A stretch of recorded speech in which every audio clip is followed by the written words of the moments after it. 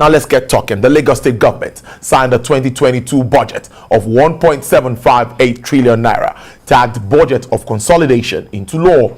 The budget has a capital expenditure of 1.166 trillion naira, representing 66% of the budget estimates, while recurring expenditure is 591 billion naira, representing 34%, to maintain the 66-34% budget tradition of the state.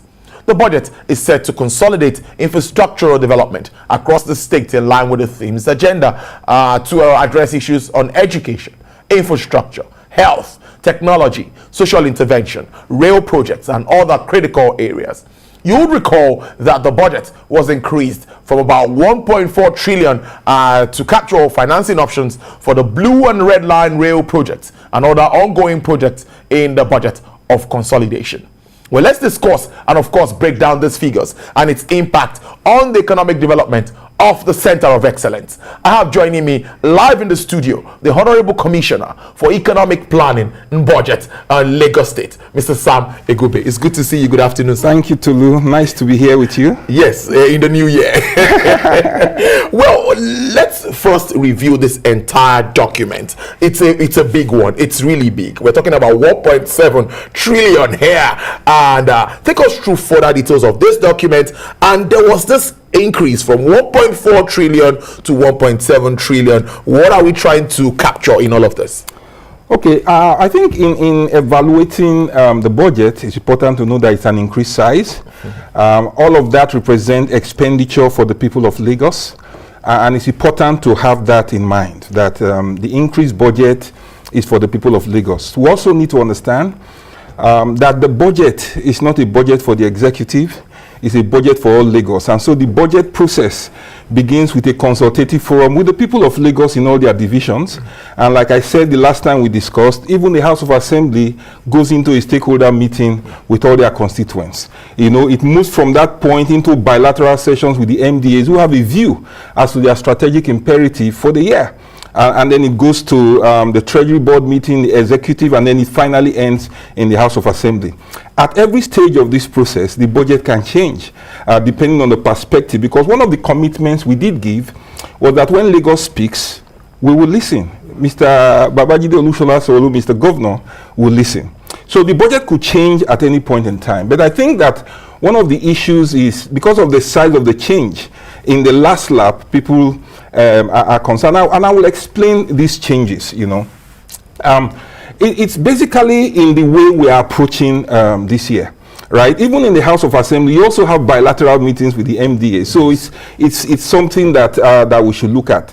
Now, there are several projects which we have strategically funded using guarantees, and when you use guarantees, it has no cash implication on your budget, in the sense that, I mean, you are not really paying anything.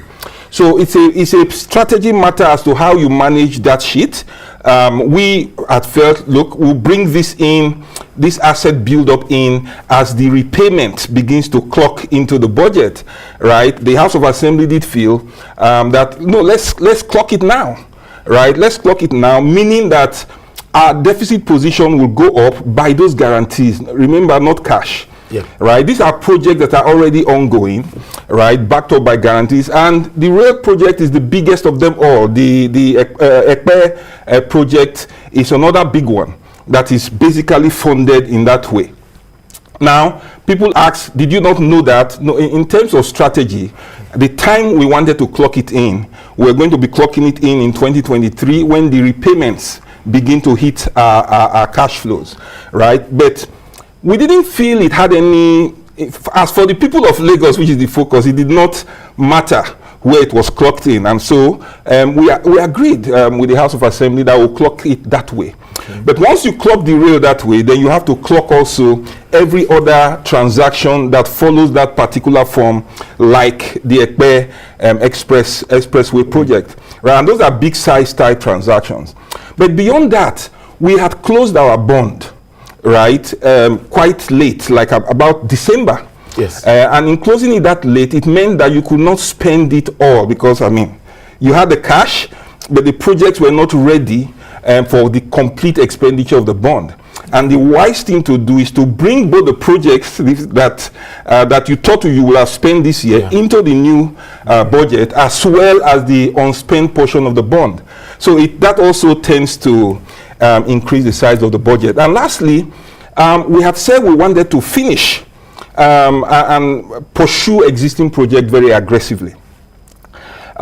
We just felt also that there were certain other projects, right, which the House felt, based on the consultation with their constituency, that we should not look away from that. And what that meant was that it was going to also add a little bit.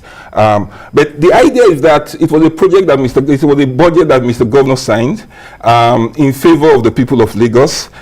We should be working hard to make that happen. I think the question that people should be asking, because the full protocol of our procurement agencies and the rules with which we implement projects normally will be deployed. And what people should be saying is they should be excited about the size of the budget and what the government intend to spend. And if there are concerns, it will be, how are you going to raise the revenues, right? And not talks around an increased budget. All those projects will be happening in Lagos, and we are quite excited about it. So on the headline, you see that the revenue expectation is 1.2 trillion. Yep. The budget size, like you have said, is 1.7. The recurrent is 591 billion. And the capital spend is 1.16 trillion. Now, what that does is that it lifts us a ratio of core capital to recurrent of 66:34, which is significant. Yes. Now, and that's exactly how we're going to go. It is represented by deficit position, apart from the revenue side, of about 521 billion. Now, a lot of the funds around that deficit position, like I said, are guarantees. They are not cash requirements because these projects are committed projects. The funds are already there committed, and therefore it will happen, right? And that is what I think is great about this project. 6634 is very interesting to me, and I see that there will be a lot of work. Already there's a lot of work going on. So what should Lagosians expect? There's some specifics as it relates to the things agenda.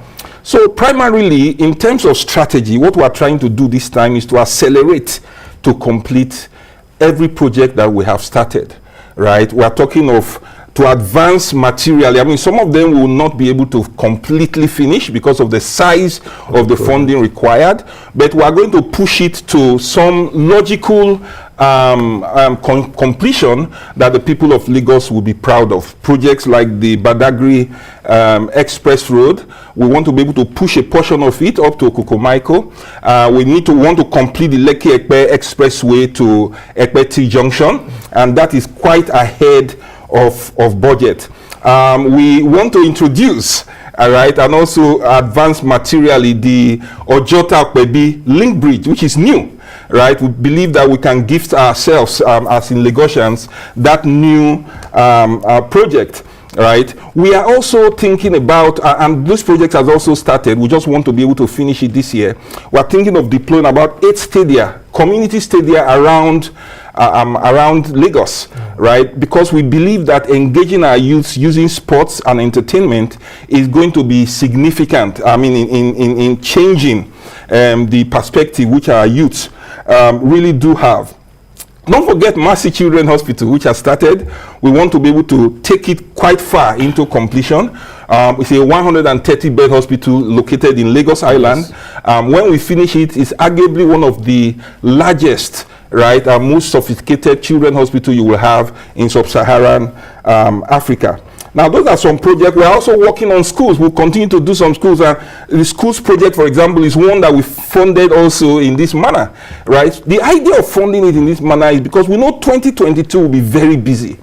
So we try to take a lot of these strategic projects that we're beginning at that time outside the bureaucracy and ensure that they are well managed by the banking system together with our technical crew, so that those projects will go ahead, the contractors will get paid, and it's the reason why you see, for example, in the Lekki-Ekpe Expressway, the contractor is moving very far ahead of schedule. That is how this is really organized. We've also focused on the human capital aspect, and in the human capital aspect, we're putting in about 30%, moving to 325 billion. Wow. That will be investing in human capital. That includes the education family, what we'll be doing in our humanitarian spaces, women affairs and poverty alleviation, the employment trust fund, and SDG. That you will see, for example, in education, we are moving quite quickly with the infrastructure development. We are working with the teachers to ensure that they are well trained and they are familiar with the teaching practice of the curriculum which we are working in. And then the students to also ensure, using technology, that they are more engaged, they are more active, and they are more emboldened to participate. And we are getting results already. I mean, the pass rate last year was 37, it was very bad, right? But because these things were just being unlocked, the solutions. This year, I mean, this last one that just came out, 2021, we had moved from 37 pass rate to about 80%. And we intend to move it to 90s as we go for our students that pass. And the students are happy, the teachers are happy. We've gotten more teachers into the classrooms to work, right? You will see, that's why for education, for example, you see that we moved up to 173 billion, which was 25%, right, of the budget. Right. We're also thinking about food security. Food security is that one of the things we learned in COVID times is that even though everything you want you find in Lagos, because it's a high consumption center, when there's a shock in the value chain, we easily can run dry. So we are working very heavily with our people to improve their farming skills, to ensure we go into processing, to stay strong in the areas of our competitive advantage, like in fish production and aquaculture, and then drive agripreneurship by encouraging our youth to make the agri business very interesting. We will complete the rice mill. When it is completed, it will produce 2.6 million bags, 50 kilograms bags of rice.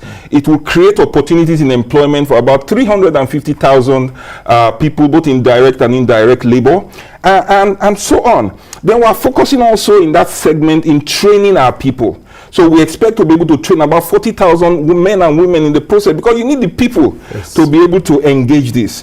One other thing that is strong with us, and you know that, Tolu, is that technology. We view technology not just as an enabler, but the only way to leapfrog, to jump the challenges which we have, is the reason why we are doing the Smart City project, the 3,000 kilometer broadband, to unleash the innovation of our youthful population, which is about 45 to 50% of the population, by the way, right, to begin to get work. And that will be supported by training. We are getting support from the private sector, not just to train, but also to absorb them. Right now, all of that is going on. We're going to do a campus, a technology campus, working with the private sector, which we've called KITE, in the Yaba area, just to see that entire place as a very strong ecosystem. Right, all that we are doing. So you will see the technology budget move up by 27% to 29.9 billion, right, just to support all of that process. But beyond that, you know, Lagos is beginning to be known as a big supporter of startups. So last week, our Lagos Innovation Council and Research Council are putting in a lot of money to support research and startups, right? That way you have people able to test what they are designing and what they are creating, and it unleashes enterprise within our people. Now, what you see is that increase you have seen, a lot of it is in infrastructure. So infrastructure has gone up by 86%. Right, to about 620 billion. Right now, some of those infrastructure are basically completing all the things we are doing, right, in the big project to move it in a quite advanced manner. But we're also going to be going into the inner cities road. PwC will be doing a lot of work, right? So you will see new roads coming out from the Ikoyi area, in addition to what we did before, in the Victoria Island area, in the Lekki area, in Ikorodu, in Alimosho, right? You see us everywhere, right, to basically just complete what we have started, because if your project remain uncompleted, then you lock value in it, and sometimes you need more money to push it beyond where it is moving on a normal basis, and I think that's what we've done. Interesting. We're talking about cash here. We're talking about cash flow one way or the other. Yes, not all of it is purely cash like you explained. But let's talk about IGR. Many are always thinking when they talk Lagos, they think IGR. What are we expecting with regards to that? Because I saw a figure of about 81 billion naira monthly. That looks like a tall order to me. We are people of audacity, Tolu. And when you look at the potential of Lagos, you can never achieve that potential without being courageous, without aiming for the skies and aiming for the stars, right? And that is what we have done. Right, we've had a lot of progress in this administration. Last year, for example, LRS performed at almost 80-something% of what we expected them to earn. We are working with some of the best rate consultants just to look at things. We are doing quite well on the pay taxes, and we believe that we still have a lot of potential there in trying to just get more people in.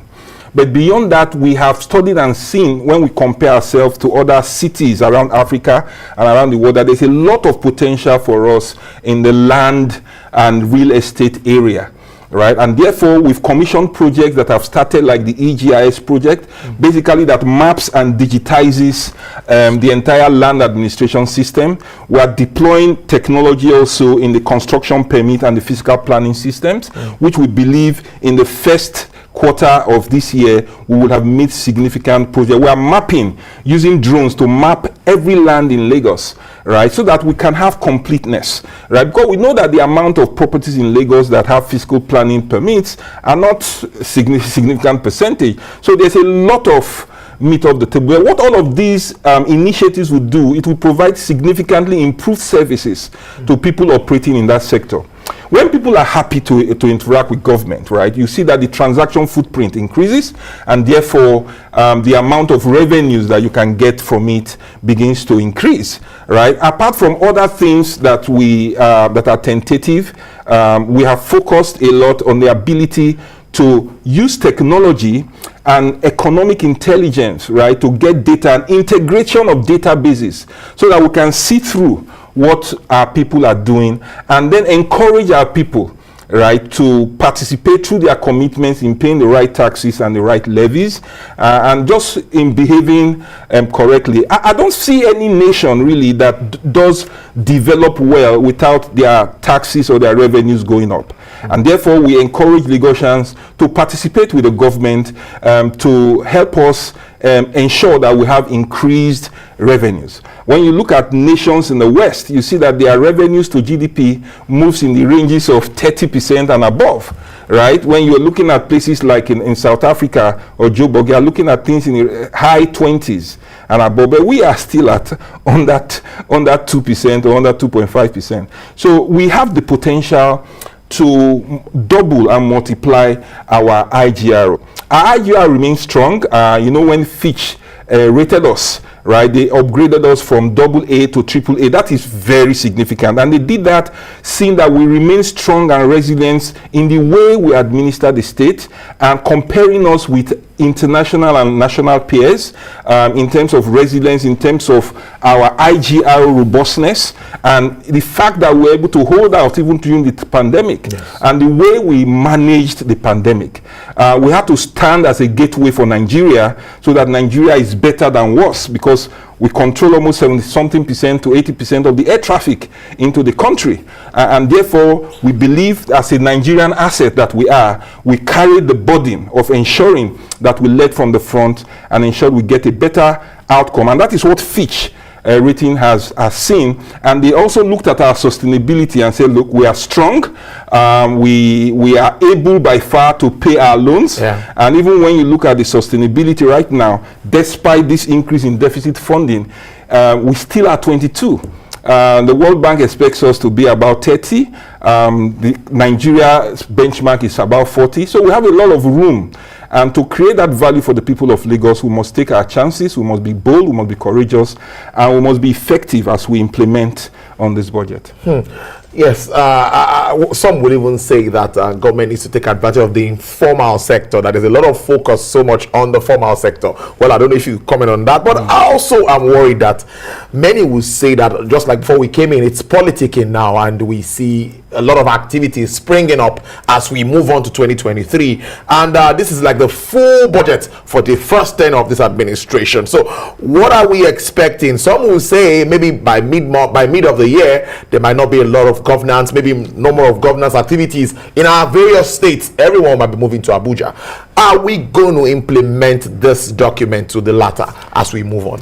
So, Tolu, just remember when you talk about Lagos State, remember the leaders of Lagos State. Mr. Governor has significant experience. He has seen many transition years. Mr. Deputy Governor as well. You have people in cabinet that have managed risks, that have managed portfolios, huge portfolios from the private sector. This politics is not happening to us by surprise. We knew from the beginning, Mr. Governor will always count his time in days. So he knew that at this particular point in time, politics will give in. And just like we managed the emergency of COVID, and we managed the emergencies of the NSAS, we will manage also the challenges that comes with the electioneering processes, which is why I tell you, one of the things, this whole thing about the increase in budget size, right, it was foresightedness of Mr. Governor, right, to organize some of these crucial and strategic projects in that way, so that the projects cannot be stopped by politics, because it's clockwork. They do the work, we give the certificate, the bank pays against our guarantees. And so the project can advance outside the bureaucracy sometimes that exists within government, right? And we are able to move full speed ahead with nothing being interrupted. Remember that Mr. Governor has significant experience also in the private sector, in the corporate finance space. Myself, the Commissioner of Finance as well, right? And a lot of us in cabinet are people that have led different risk portfolios before. So when you see us managing this, I think Lagosians can be proud and can be confident in that they have led their states in good hands, and we will deliver just as we have promised. We've talked around food. I wanted us to talk around food as we wrap up. Talking about the rice meal and all of that. And even today, the rice pyramid was actually launched in Abuja. So obviously, Lagos has a role to play in all of this. What more are we looking at with regards to agriculture? So agriculture is, so first of all, you need to understand what Lagos is.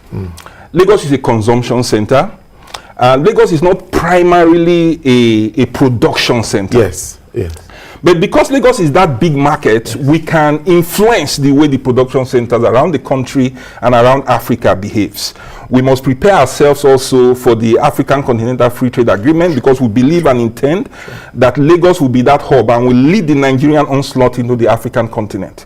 What that means is that we must begin to develop our processing centers, and the rice mill is one of them, right? And that rice mill, like I said, will deliver 350,000 jobs, right? It will stimulate production of paddy around the country, right? Because it is near the market, and that's exactly what we're doing. We will complete it this year. Mr. Governor, you realize, just appointed an essay in cabinet to support the Commissioner of Agric, to just ensure we focus and we get it going and started, right? But beyond that, you need, Lagos is a city with a lot of swagger. And therefore, because of our youth population, we need to begin to make our youths begin to see the swagger that is in agripreneurship, so that they see that it's a business actually. It's not something that belongs to our parents, but because Naira and Kobo comes out of it. So we're going to be training a lot, and I said we'll train about 40,000 youths and women. And this training is not just to teach them how, but also to give them toolkits with which they can start with. You remember the last time at the police college where we gave out fishing boats, we gave out different kind of implements, and they are doing well, and we are excited about the outcome of that. But we're also pursuing things around feedlots, right, to just ensure, if we consume 50% of the total production of meat in Nigeria, then we must influence the quality. And we believe through our feedlot systems, we'll be able to ensure that everything coming into Lagos is of proper quality, tender beef, quality to the tongue test, pass the tongue test, and we're able to just deploy that way. This is Lagos, right? It has the headquarters of the financial institutions, the oil and gas industries, and it has one of the most cerebral melting pots in the country, and therefore we cannot do less for the people of Lagos. So what's your message to Lagos, to Lagosians, particularly their support as we move on in achieving all of this, all of these aims and objectives, government? Well, I just need to tell Lagosians that this is their government. They voted us in, and Mr. Governor is extremely sensitive about the people of Lagos. So when you see him go himself to Magodo, it's because these are his people. He's in the midst of his people. When you see him negotiate directly with nurses, right, it's because these are his people, right? And I like to just tell Lagosians that they should continue to participate in government. We should continue to hear their voices. We should continue to hear from them, show us things they are excited about and things they are not so excited about, because we will respond to those statements. That is part of being in government, and you cannot have development when you do not have citizens' participation in all its ramifications. But beyond that, we must show that equity we have in the state by ensuring that we pay the right taxes, we behave properly in the environment called Lagos, especially in the way we obey the laws in Lagos State. And we believe that Lagos is getting greater and greater every day. It's a good way to live it. I've been speaking to the Honorable Commissioner for Economic Planning and Budget, Lagos State, Mr. Samuel Egube, giving us insights into this very big 1.7 trillion naira budget expenditure plan for Lagos State. That's the center of excellence. Telling us all that we should expect. We'll be on the watch out, and we'll be bringing you up to speed, bringing you to tell Lagosians and even Nigerians so that we can actualize and see that all of this are happening. But Lagos is actually doing well, I must say. Thank you. Thank you very much, too.